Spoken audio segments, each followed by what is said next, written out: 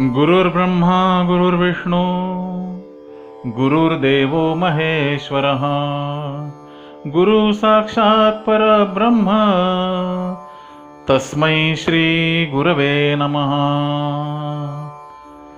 चैतन्य शाश्वतः शान्हो व्योमातीतो निरंजनः बिंदुनाद कलातीत तस्मै श्री गुरवे नमः।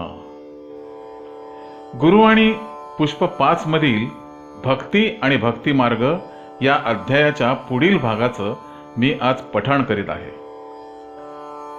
या भागात परमपूज्य सद्गुरू श्री रामकृष्ण क्षीरसागर स्वामी पुढे म्हणतात, भक्तीने मनात प्रेमाचा उमाळा उत्पन्न होणे यासारखा उत्तम पुरावा नाही, आणि असे झाल्यावर आपण योग्य मार्गाने चाललो आहोत असे भक्ताने मानण्यास हरकत नाही। जसं पॅड ओले असेल तरच शिक्का उमटतो, तसंच ईश्वराचा अनुभव येण्यासाठी प्रेमाने ओले असावे लागते। भक्त त्यांच्या त्यांच्या परीने भक्ती करतच असतात, पण भक्ती दृढ व्हावी, तळमळ जास्त उत्पन्न व्हावी, भक्तीचे फळही मिळावे यासाठी सत्संगतीची आणि मार्गदर्शनाची गरज असते। त्यामुळे जुने दोष कमी होत जातात आणि नवीन निर्माण होत नाहीत। भक्ती ज्यांना जशी करता येईल तशी त्यांनी करावी। कुणी स्मरण करावे, कुणी चिंतन करावे, कुणी ध्यान करावे किंवा कुणी नामोच्चार करावा, पण मुख्य म्हणजे उच्च भाव आणि श्रद्धा मात्र पाहिजेत। गुरुभक्ती करावी म्हणजे काय? गुरुभक्ती करावी म्हणजे काय? तर गुरुस्मरण करावे, गुरु आज्ञा पालन करावी, त्यांच्या सांगण्यावर अढळ श्रद्धा ठेवावी, त्यांचे मार्गदर्शन शिरसावंद्य मानावे, त्यांनी सांगितल्याप्रमाणे भक्ती करावी।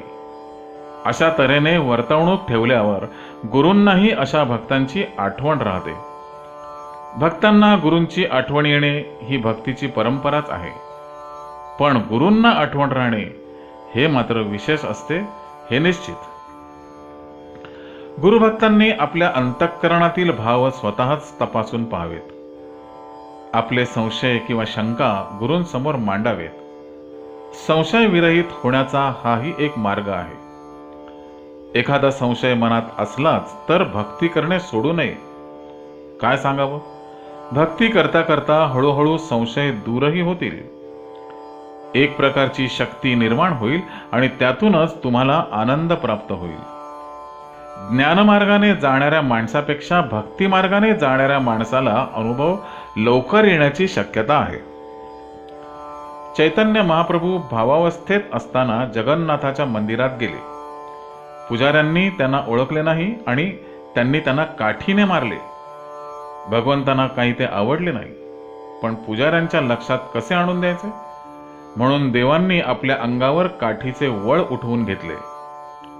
पूजा करण्यासाठी देवाच्या अंगावरची वस्त्रे जेव्हा पुजाऱ्यांनी काढली तेव्हा देवाच्या अंगावर वळ उठलेले पुजाऱ्यांना दिसले आणि काहीतरी संकट येणार असे वाटून ते पुजारी रडू लागले।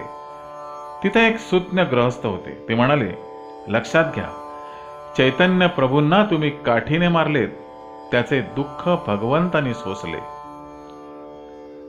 परमपूज्य सद्गुरू पुढे म्हणतात, एकदा मनुष्य उच्च प्रकारची भक्ती करू लागला की इतरांवरही त्याचा चांगला परिणाम होऊ शकतो। चैतन्य प्रभूंचीच आणखी एक गोष्ट आहे।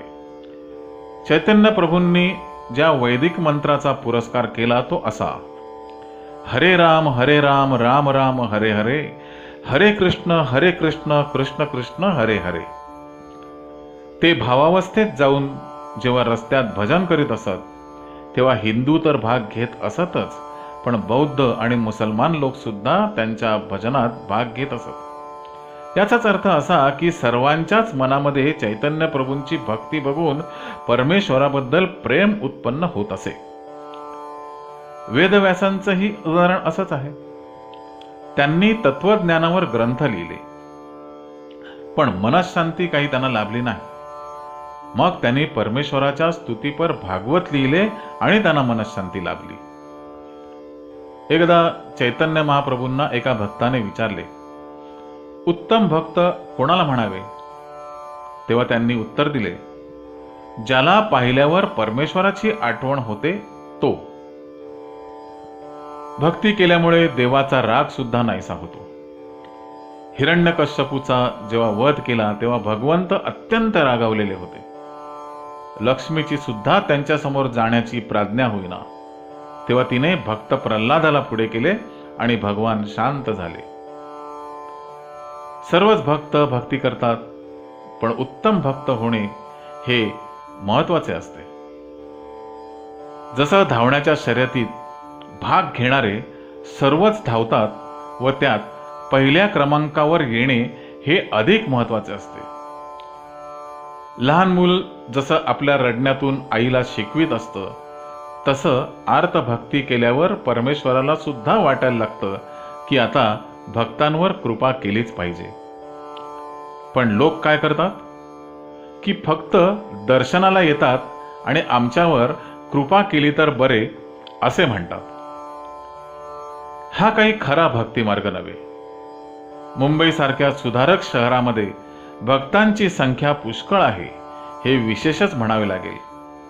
एरवी ईश्वर आहे की नाही हीच चर्चा जास्त असते. श्री गुरुदेव दत्त.